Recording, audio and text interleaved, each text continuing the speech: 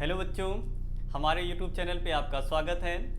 आज का हमारा टॉपिक है एक्सक्रीशन इन प्लांट। ठीक है, ये इस चैप्टर का लास्ट लेक्चर है। ठीक है, इसके बाद हम नेक्स्ट चैप्टर स्टार्ट करेंगे, how do organisms reproduce.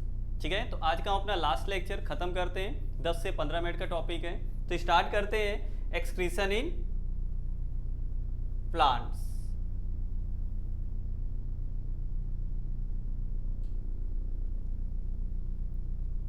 Excretion in plants के पहले हम लोगों ने पढ़ा था कि ह्यूमंस में कैसे एक्सक्रीशन होता है और जो यूनिसेलुलर ऑर्गेनिजम्स होते हैं उनमें एक्सक्रीशन कैसे होता है। तो हमने बताया था कि जो यूनिसेलुलर ऑर्गेनिजम्स होते हैं उनमें एक्सक्रीशन उनकी बॉडी सरफेस से होता है by the process of simple diffusion.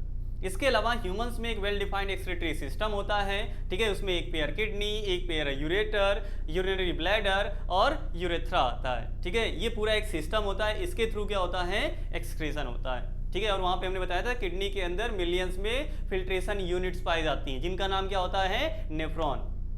ठीक है, नेफ्रॉन में बोमेंस कैप्सूल था, पीसीटी था, डीसीटी था, इसके अलावा लूप ऑफ हेनले था, कलेक्टिंग डक्ट था। ठीक है, ये पूरे पार्ट में किसका फॉर्मेशन हुआ था, यूरिन का फॉर्मेशन हुआ था। ठीक है, आज हमें पढ़ना है कि आखिर जो प्लांट्स होते हैं ये एक्सक्रीशन कैसे करते हैं, क्या इनमें भी कोई सिस्टम होता है क्या।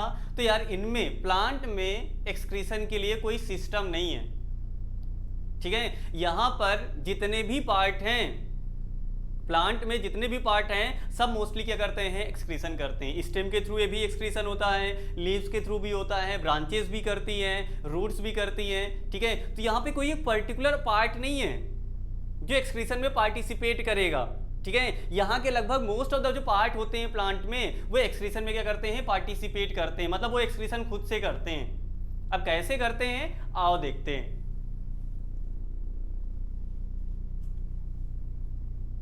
जैसे जो प्लांट्स हैं ये एक्सेस वाटर को, plants removes excess water through transpiration.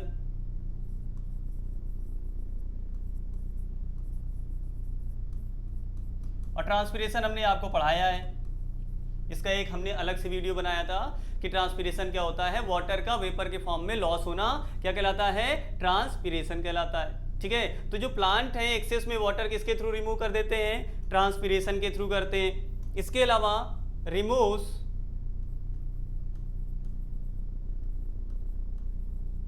Gases, कौन कौन सी, ऑक्सीजन एंड कार्बन डाइऑक्साइड। कभी ऑक्सीजन उनके लिए वेस्ट होता है, कभी कार्बन डाइऑक्साइड इनके लिए क्या है, वेस्ट है। जब ये रेस्पिरेशन अकेले कर रहे होते हैं तो कार्बन डाइऑक्साइड इनके लिए वेस्ट की तरह वर्क करता है, और जब केवल अगर वो फोटोसिंथेसिस कर रहे हो या फोटोसिंथेसिस के साथ साथ रेस्पिरेशन कर रहे हो तो उस समय जो ऑक्सीजन है वो उनके लिए क्या है, वेस्ट है। ठीक है, तो कोई भी गैस यहाँ पे हो सकती है। तो रिमूव्स गैस थ्रू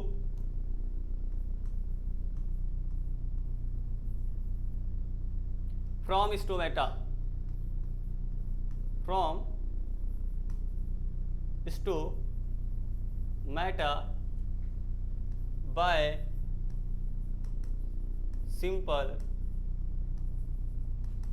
diffusion। ठीक है, इसके अलावा plants stores some wastes in their leaves,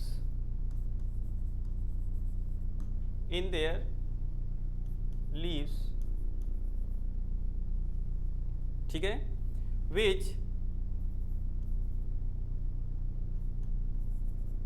goes out when leaves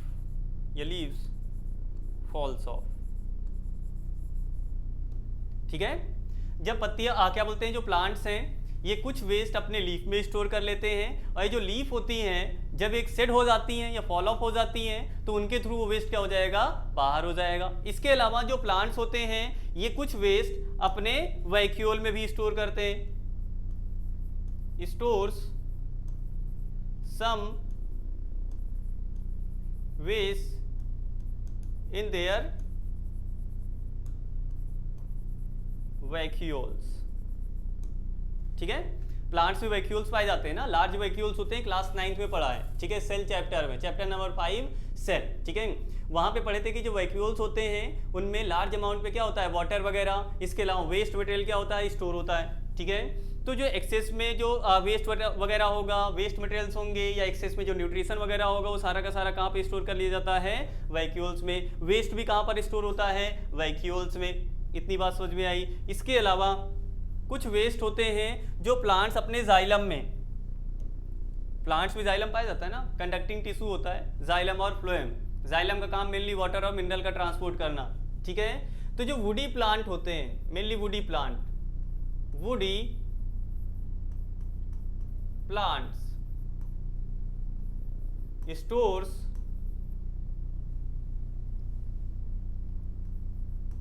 resins, gums etcetera. और भी कुछ चीज़ें होती हैं, ऑयल्स वगैरह होती हैं, इसके अलावा हाइड्रोकार्बन्स होते हैं etcetera in their old xylem. ठीक है, ये पॉइंट, ये ओल्ड जाइलम में क्या, रेजिन्स और गम्स। ठीक है, तो जो वुडी प्लांट्स होते हैं ये रेजिन्स और गम्स को अपने ओल्ड जाइलम में क्या करते हैं, स्टोर करते हैं। किसमें, ओल्ड जाइलम में। ठीक है, इसके अलावा जो रूट्स होती हैं, प्लांट्स रिमूव्स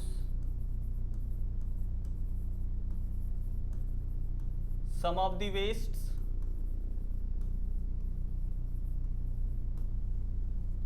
from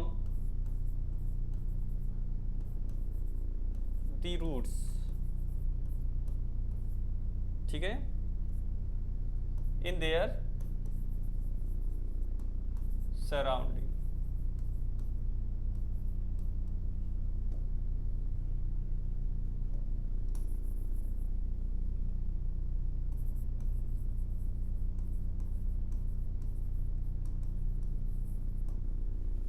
ठीक है, तो ये इतना हो गया एक्सक्रीशन किसमें, प्लांट में। ठीक है, तो प्लांट एक्सक्रीशन कैसे करते हैं आपको क्या बताना है। जो गैसेस होती हैं, गैसेस को स्टोमेटा के थ्रू रिमूव करते हैं, एक्सेस वाटर को ट्रांसपीरेशन करवा के रिमूव करवाते हैं। ठीक है, ट्रांसपीरेशन अलग अलग टाइप का होता है, लेकिन अपने यहाँ केवल स्टोमेटल ट्रांसपीरेशन है। ठीक है, तो ट्रांसपीरेशन करते हैं स्टोमेटा के थ्रू, उसके थ्रू क्या कर देंगे, रिमूव कर देंगे।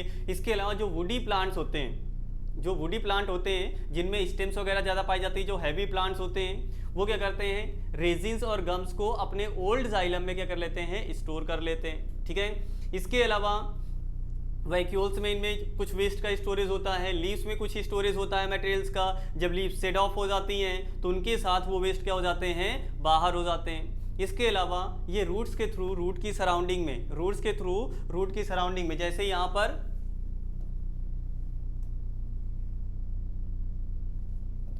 ये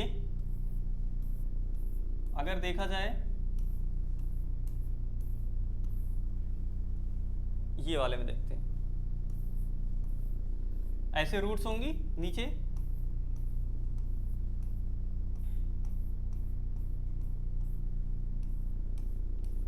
ठीक है, ये नीचे क्या हो गई, सॉइल हो गई। ये नीचे क्या है, सॉइल है।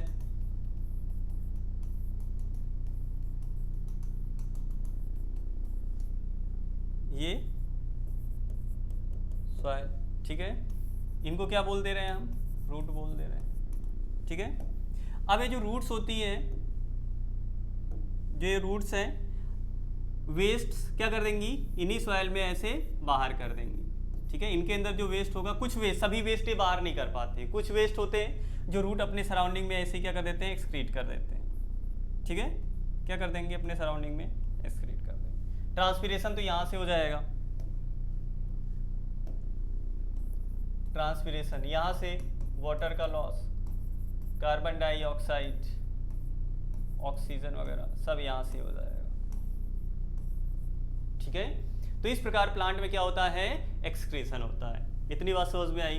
तो ये हमारा खत्म होता है चैप्टर लाइफ प्रोसेस। इसके बाद हम नेक्स्ट स्टार्ट करेंगे, वैसे कंट्रोल एंड कोऑर्डिनेशन है वो हम बाद में करेंगे। पहले हम पढ़ेंगे हाउ डू ऑर्गेनिजम्स रीप्रोड्यूस। ठीक है, वो हम करेंगे अपने नेक्स्ट लेक्चर में। ठीक है, थैंक यू।